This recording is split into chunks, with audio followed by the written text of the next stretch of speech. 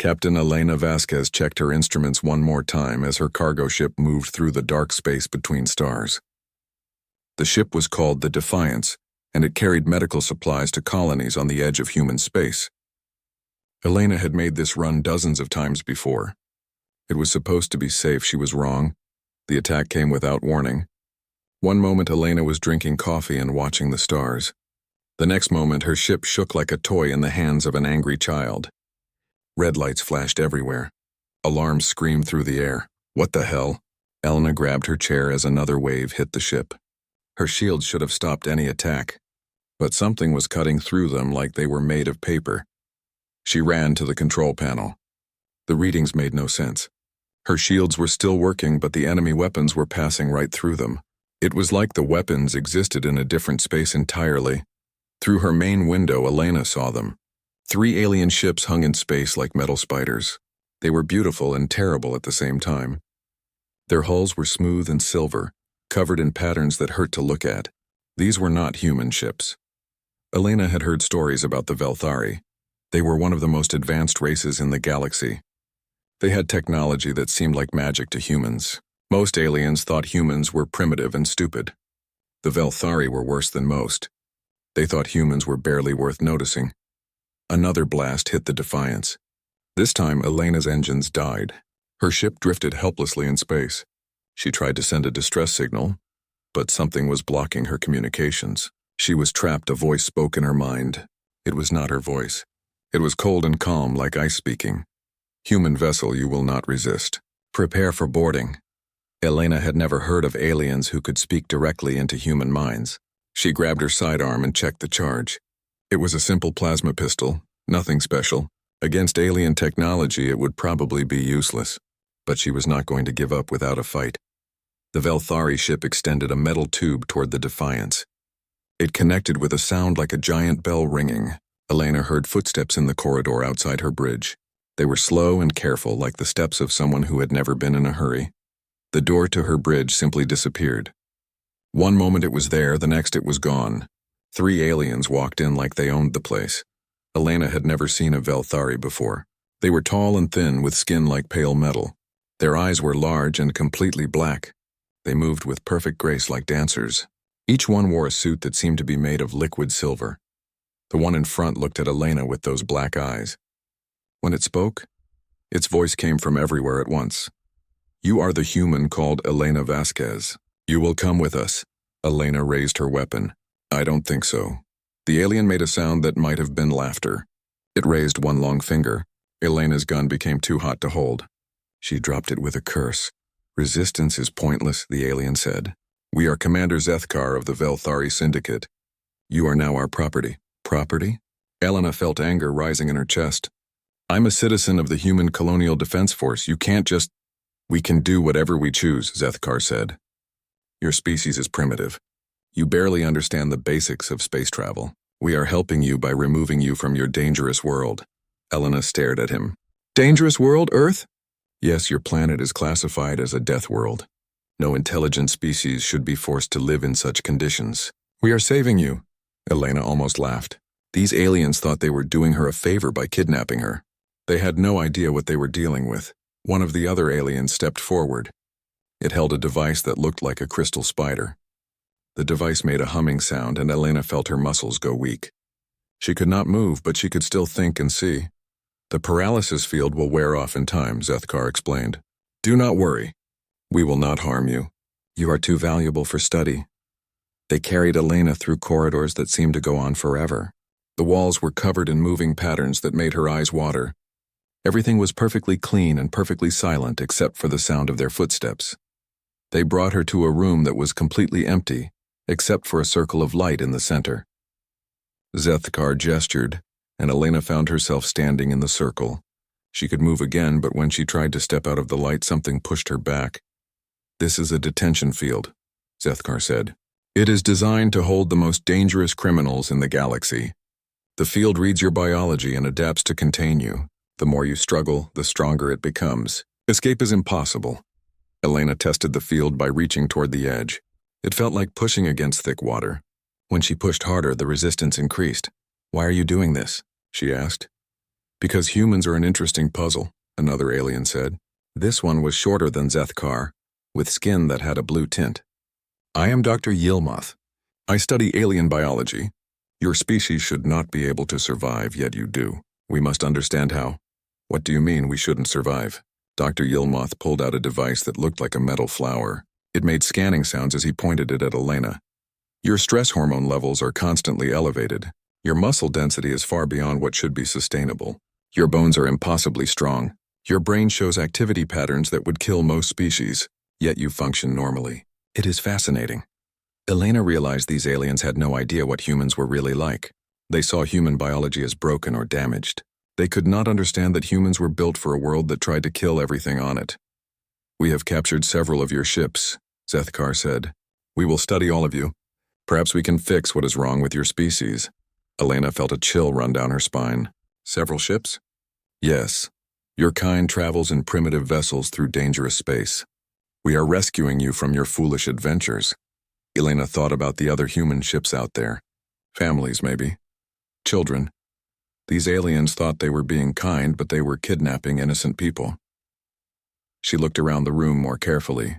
The walls were covered in the same moving patterns as the corridors. The ceiling was too high to reach. The floor felt solid, but Elena had spent years fixing broken ships in space. She knew how to look at a system and find its weak points. How long will you keep us here? She asked. Until we understand you, Dr. Yilmoth said. Then we will find you a safe world where you can live without the constant stress of your Deathworld environment. Elena nodded slowly. These aliens were smart, but they had made a big mistake. They thought humans were weak because Earth was dangerous.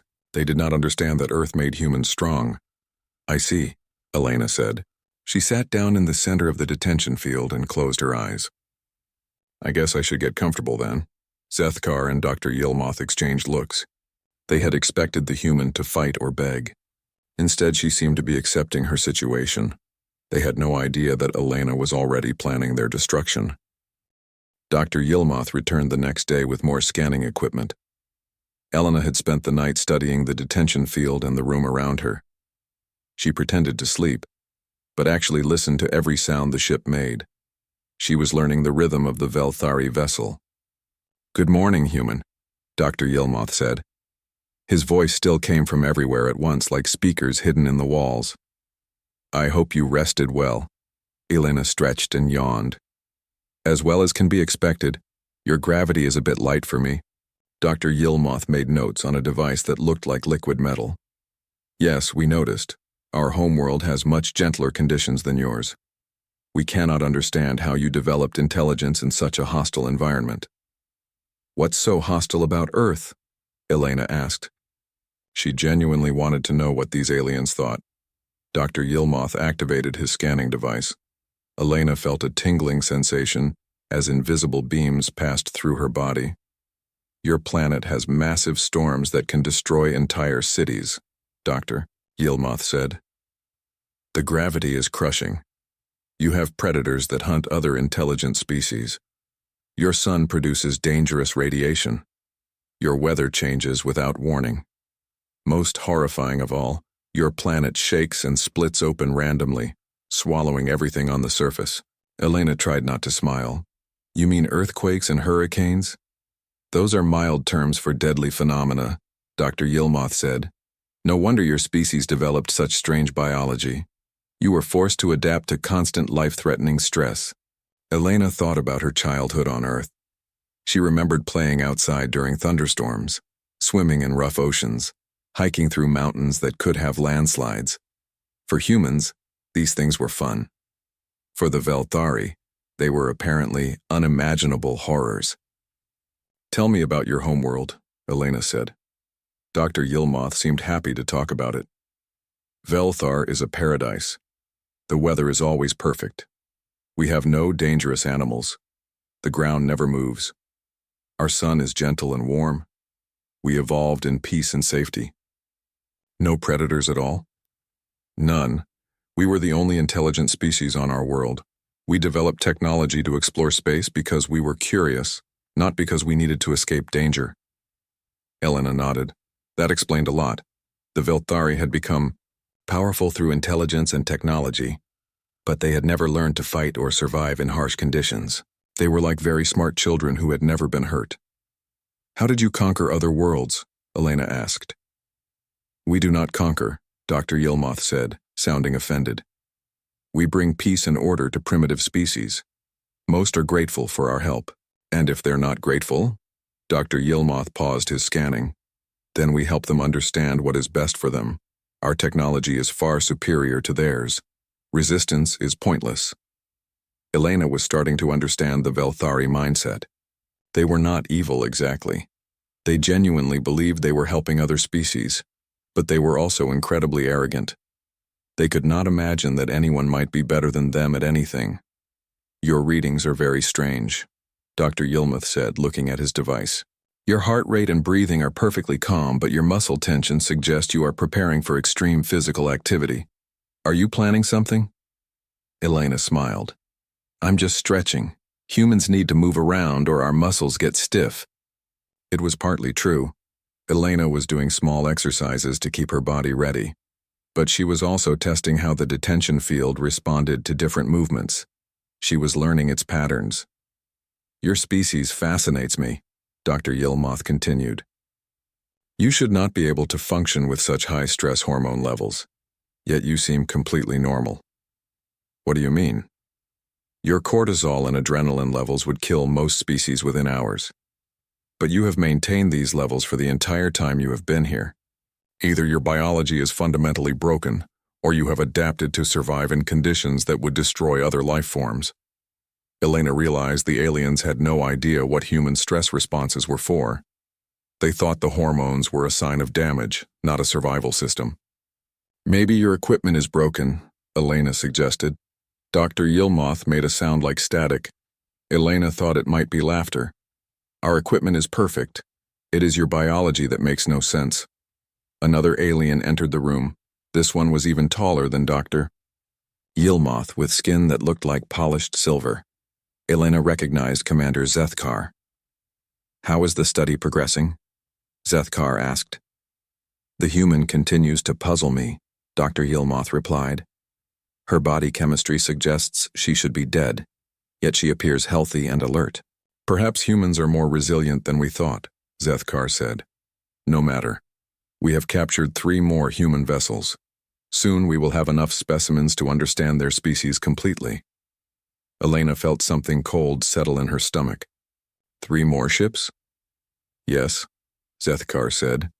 "A cargo vessel like yours, a passenger transport, and a small exploration craft. We are saving many humans from their dangerous existence." "How many people?" Elena asked, trying to keep her voice calm. "Approximately 200 humans total," Zethkar said proudly, "including many young specimens. We will be able to study your species from birth to maturity." Elena closed her eyes and took a deep breath. Children. These aliens had kidnapped human children. The cold feeling in her stomach became something much hotter. "Is something wrong?" Dr. Yilmoth asked. His scanners were going crazy. "Your biological readings just changed dramatically." Elena opened her eyes. "I'm fine. Just thinking about home." But she was not fine. She was thinking about human children trapped in alien detention fields, scared and confused.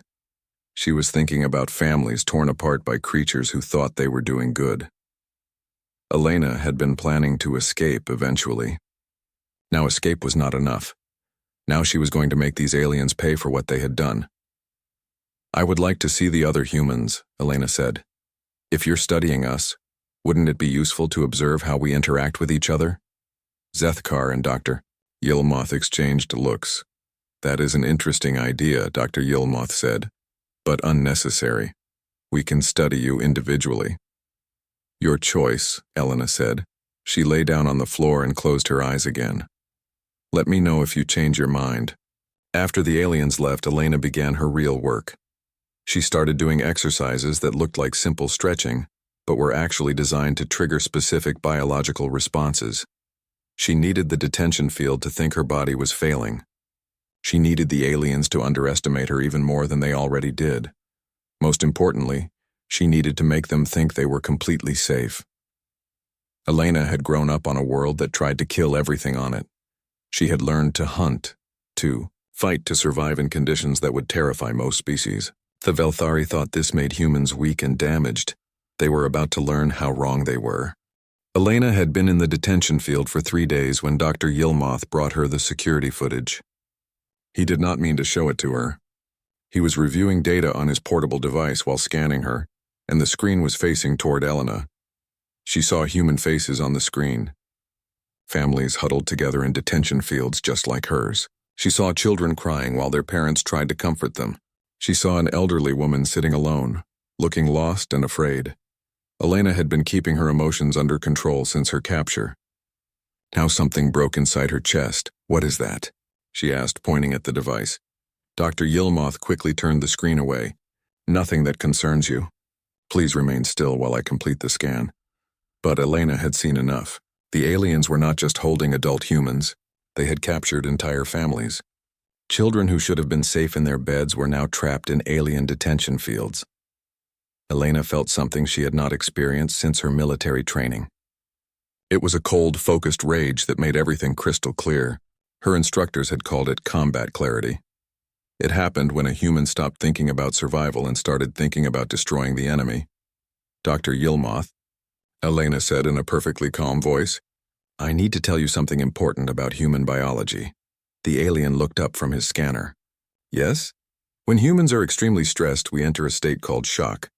Our bodies start shutting down to preserve energy. You might want to monitor me closely over the next few hours." Dr. Yilmoth immediately began scanning her with increased intensity. "Are you experiencing this shock state now?" "I think so," Elena lied. "It feels like my heart is slowing down." It was not slowing down. Elena was using breathing techniques to deliberately lower her heart rate and blood pressure. She was making her body chemistry match what the aliens expected to see during human biological failure. "Fascinating," Dr. Yilmoth said, recording everything. "Your stress hormones are spiking even as your vital signs decline. This contradicts our understanding of biological systems." Elena continued the performance for hours. She made her body temperature drop by controlling her circulation. She slowed her breathing until the aliens thought she might stop entirely. She even managed to make her brain waves change by entering a meditative state her military training had taught her. Dr. Yilmoth called for Commander Zethkar. Both aliens stood outside the detention field, watching Elena with scientific fascination. "The human appears to be dying," Dr. Yilmoth reported, "but her stress responses are increasing rather than decreasing. It makes no sense." "Perhaps this is normal for their species," Zethkar suggested. "They come from a death world. Their biology might function differently during crisis." Elena listened to them talk while pretending to be unconscious. She was learning valuable information about how the aliens thought. They were scientists first, warriors never. They had no understanding of deception or misdirection. "Should we intervene?" Dr. Yilmoth asked. "If she dies, we lose a valuable specimen." "No," Zethkar said. "This is exactly what we need to study. Let her biological processes continue naturally. Record everything." Elena almost smiled. The aliens were so focused on studying her that they were not thinking about security. They believed their technology made them completely safe. Over the next several hours, Elena pushed her body to its limits while making it look like she was dying. She used pain management techniques to stay conscious while appearing comatose. She controlled her biological responses with precision that amazed even her. The detention field began responding to her apparent biological crisis. It was designed to adapt to the prisoner's condition, becoming less restrictive when the prisoner was weak, and more restrictive when they were strong. As Elena appeared to fail, the field reduced its power to keep from killing her. Dr. Yilmoth increased his scanning intensity. He was recording massive amounts of data about human biology under extreme stress. The information would have been valuable to him if he had understood what he was really seeing. Elena was not dying. She was preparing. "Commander," Dr. Yilmoth said after several more hours, "the human's condition has stabilized at levels that should be fatal. Yet she continues to function. This is unprecedented." Zethkar studied Elena's motionless form, increased the field intensity. "If she is adapting to our containment, we must adapt as well. Sir, the current levels are already beyond what most species can survive." "She is clearly not most species. Increase power." Dr. Yilmoth hesitated, then complied. The detention field became stronger, pressing against Elena like invisible hands trying to hold her down. Elena felt the change immediately.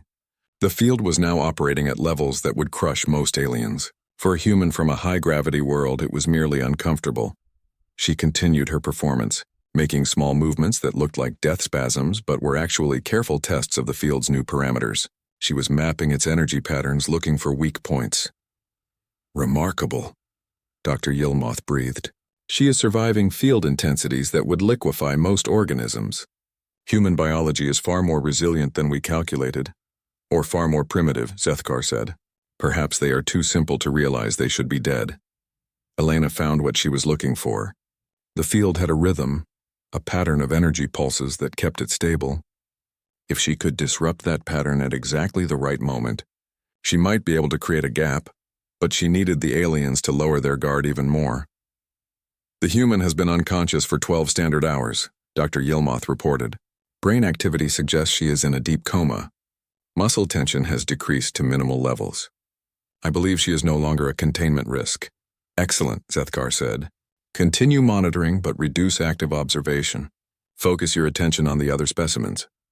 After the aliens left, Elena opened her eyes. She was alone in the room with only automated systems watching her. It was exactly what she needed. Elena sat up slowly, testing the detention field's current state. It was still powerful, but it was no longer adapting aggressively to her movements. The aliens thought she was dying, so the field was trying not to kill her. She began moving in a specific pattern, timing her actions to match the field's energy pulses. Each movement was careful and precise. She was not trying to break out yet. She was preparing the field for failure. Elena thought about the human children she had seen on Dr. Yilmoth's screen. She thought about families torn apart by aliens who thought they were doing good. She thought about every human who would suffer because the Velthari believed they knew what was best for everyone. The aliens had made a fatal mistake. They had trapped a human, thinking it would make her helpless. They had no idea that humans were most dangerous when they had something to protect. Elena moved at exactly the right moment. She had spent hours learning the detention field's rhythm, and now she struck during a microsecond gap between energy pulses. The field collapsed with a sound like breaking glass. Alarms immediately began screaming throughout the ship. Red lights flashed in patterns that hurt Elena's eyes. She ignored the noise and pain, moving quickly toward the room's exit. The door tried to seal itself, but Elena was already through. She found herself in a corridor that stretched in both directions. The walls were covered in those moving patterns that made her head ache. She picked a direction and ran. Behind her, she heard Velthari voices speaking in their strange language. They sounded confused and worried. Elena smiled grimly. They were about to become much more worried. She ducked into what looked like a maintenance shaft just as a group of aliens ran past. They were moving fast but not running. Even in an emergency, the Velthari were calm and controlled. Elena realized they had probably never experienced a real crisis before. The maintenance shaft was barely large enough for Elena to crawl through. For the tall, thin Velthari, it would be impossible. She pulled herself through the cramped space, following air currents that led toward the ship's central systems. Elena had grown up fixing broken equipment on space stations. She knew how ships worked, even alien ones. All vessels needed air circulation, power distribution, and waste management. The Velthari ship was more advanced than anything humans had built, but it still followed basic engineering principles. She found the ship's main air recycling unit after 20 minutes of crawling. It was a beautiful piece of technology, all curved surfaces and humming energy. Elena studied it for a moment, then began making changes. She did not want to hurt the Velthari despite her anger. They were kidnappers, but they genuinely believed they were helping. Elena wanted to scare them, not kill them. She rerouted some of the air circulation to create pressure differences throughout the ship. Now the Velthari would experience sudden changes in air pressure that would make them dizzy and confused. It would not harm them permanently, but it would make them uncomfortable and distracted. Next, Elena found the ship's power distribution center. It was even more complex than the air system, with energy flowing through crystalline structures that pulsed with inner light. Elena could not understand how it worked, but she could see how it was organized. She began disconnecting random power feeds and reconnecting them to different systems. Lights would flicker, Doors would open and close at random. Elevators would stop working. The Velthari would find their perfect ship becoming unreliable and unpredictable. Elena heard voices in the corridors outside. The aliens were searching for her, but they were doing it all wrong. They were looking in obvious places like storage rooms and empty chambers. They had no concept of guerrilla tactics or asymmetric warfare. Elena moved through the ship's maintenance systems like a ghost. She knew the Velthari had sensors that could track heat and movement, but she also knew how to defeat such systems. She controlled her body temperature through breathing techniques. She moved in patterns that confused motion detectors. She used the ship's own electromagnetic fields to mask her presence. After 2 hours of sabotage, Elena had turned the perfect Velthari ship into a maze of malfunctions. But she was just getting started. She found the ship's communication center and began her real psychological warfare. Elena accessed the internal speaker system and started talking. "Attention, Velthari." Her voice echoed through every corridor. "This is Captain Elena Vasquez of the Human Colonial Defense Force. You have kidnapped human citizens and separated families. This will not be tolerated." Elena heard the aliens talking frantically to each other in their own language. They sounded shocked that she could access their systems. "You wanted to study the Deathworlder," Elena continued. "Class is now in session." Elena began hunting. The Velthari had sent search teams throughout the ship to find her. They were working in groups of 3, armed with weapons that looked like crystal flowers. Elena watched them through the ship's security cameras, planning her approach. The first team was searching the lower decks near the engine room. Elena waited until they separated to check different rooms, then she struck. The Velthari alien was studying a control panel when Elena dropped from a ceiling vent behind him. She wrapped her arm around his throat in a sleeper hold her military training had taught her. The alien made a gurgling sound and collapsed unconscious. Elena took his weapon and his communication device. The weapon was useless to her because it was designed for Velthari biology. But the communication device let her listen to their conversations. The second alien found his unconscious teammate a few minutes later. Elena heard him reporting the attack to Commander Zethkar. His voice was shaking with fear. "The human is loose in the ship," the alien said. "Yorvak is unconscious but alive." "The human did not kill him?" "Find her," Zethkar ordered. "Use all available personnel." Elena smiled. The aliens were making another mistake. They were committing more resources to finding her, which meant fewer guards watching the human prisoners. She moved through the ship like a predator stalking prey. The Velthari were smart and well-equipped, but they had no experience with this kind of warfare. They searched methodically and logically, which made them predictable. Elena picked off their search teams one by one. She used improvised weapons like heavy tools and metal pipes. She set traps using the ship's own equipment. She created diversions that sent the aliens running in the wrong directions. Most importantly, she used their own psychology against them. The Velthari had never encountered an enemy who fought back effectively. They were used to winning through superior technology and intelligence. When those advantages were neutralized, they had no backup plan. "Status report," Elena heard Zethkar demand over the communication device. 14 personnel are unconscious," came the reply. "The human appears to be everywhere at once. Our sensors cannot track her movements consistently. That is impossible. She is one primitive being on our advanced vessel. Sir, she has accessed our computer systems. She is rerouting power and communications at will. She knows our ship better than we do." Elena was hiding in another maintenance shaft, listening to the aliens panic. She had been loose for only 4 hours, but she had already taken out most of their security force. The remaining Velthari were terrified of moving through their own ship.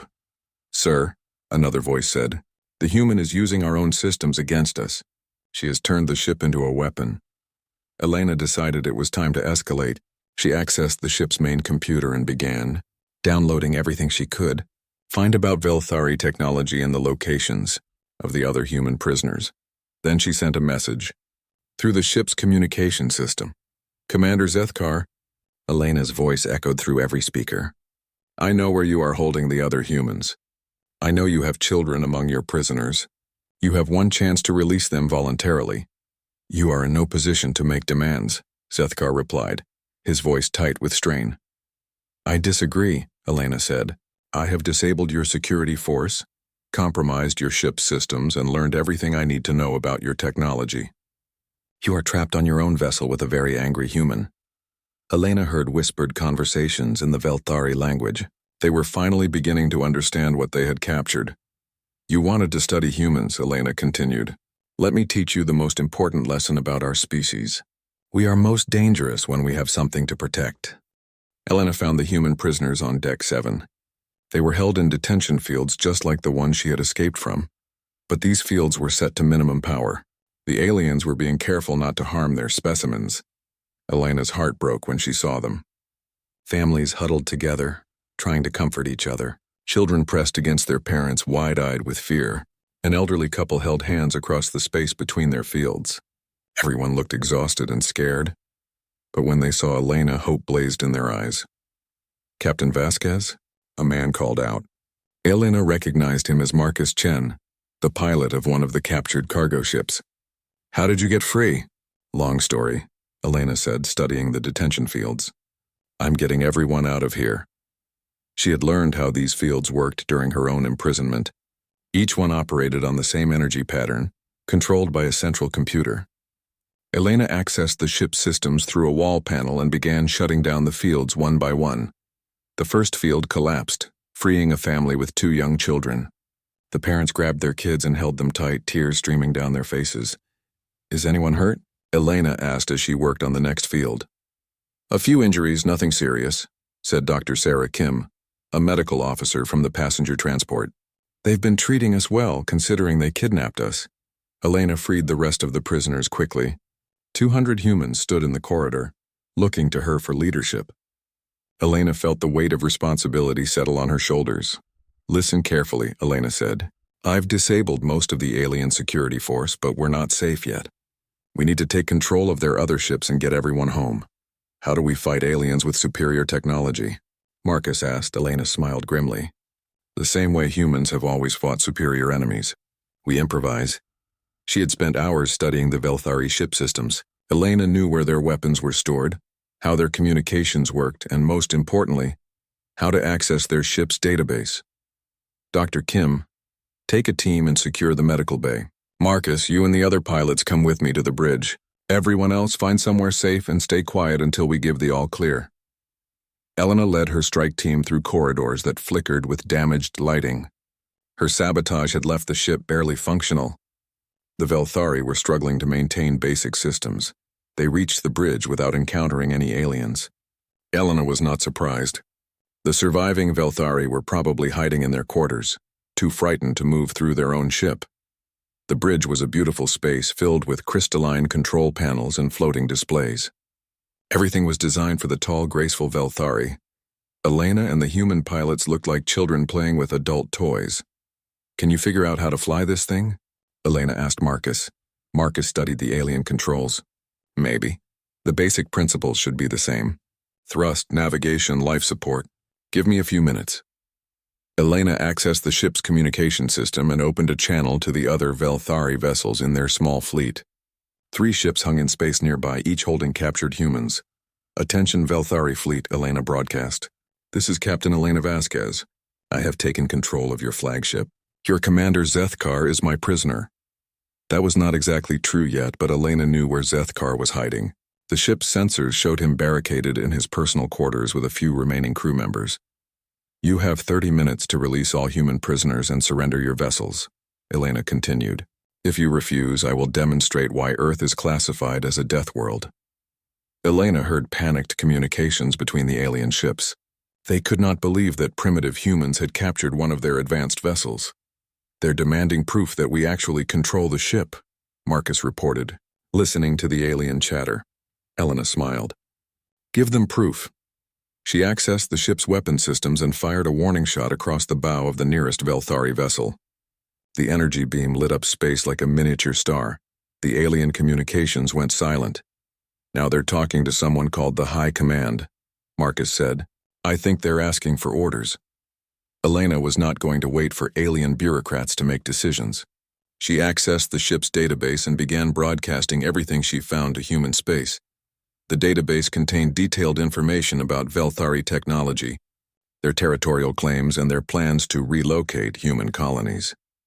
Most importantly, it contained warnings that other alien species had left about humanity. Warning: Species designation human classified as apex predator. Elena read aloud from the database.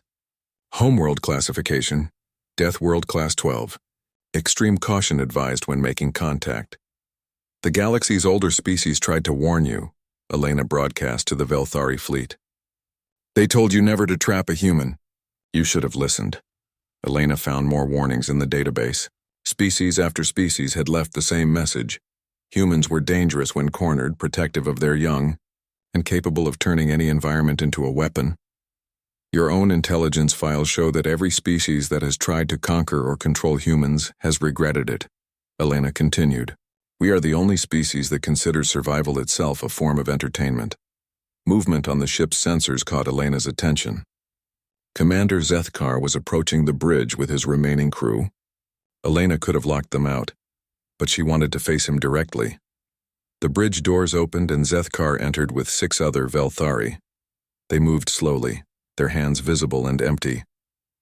Elena noticed that their perfect silver skin had turned a pale gray color. They were terrified. Captain Vasquez, Zethkar said, his voice no longer cold and controlled. We surrender. Elena studied the alien commander. He looked broken, like someone whose entire understanding of the universe had just collapsed. You kidnapped our people, Elena said. You separated families. You terrorized children. We were trying to help, Zethkar whispered. We thought your species was suffering on your death world. We wanted to save you. Did you ask us if we wanted to be saved? Zethkar had no answer for that. Elena's communication system came alive with human voices. The prisoners on the other Velthari ships had somehow overcome their captors and taken control. Elena was not surprised. Once humans knew escape was possible, they became unstoppable. Captain Vasquez, came a voice from one of the other ships. This is Commander Patricia Rodriguez of the passenger transport New Horizon. We've secured this vessel and all prisoners are safe.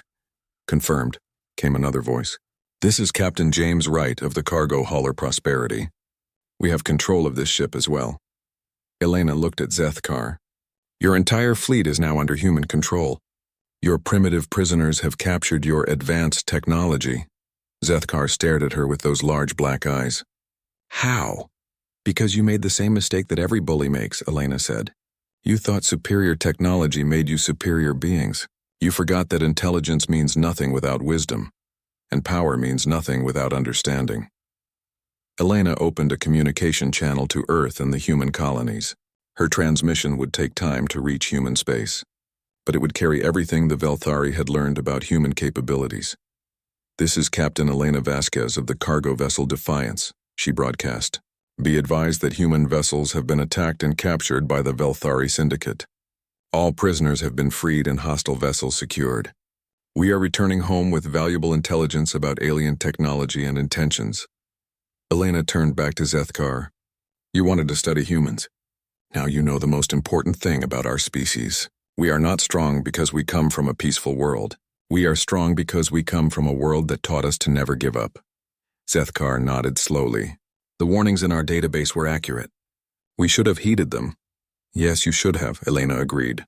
But it's too late for that now. You're going to help us get everyone home safely. Then you're going to explain to your government why kidnapping humans was the worst mistake your species has ever made. Elena looked out at the stars through the bridge's main window. Somewhere in that darkness, other aliens were probably planning to test human resolve. The Velthari had just provided them with an important lesson. This is why you never trap a Deathworlder, Elena said quietly. Because we are most dangerous when we have something to protect. The warning would spread throughout the galaxy. Other species would learn what the Velthari had discovered too late. Humans were not weak primitives struggling to survive on a hostile world. They were apex predators who had turned the most dangerous planet in the galaxy into their home.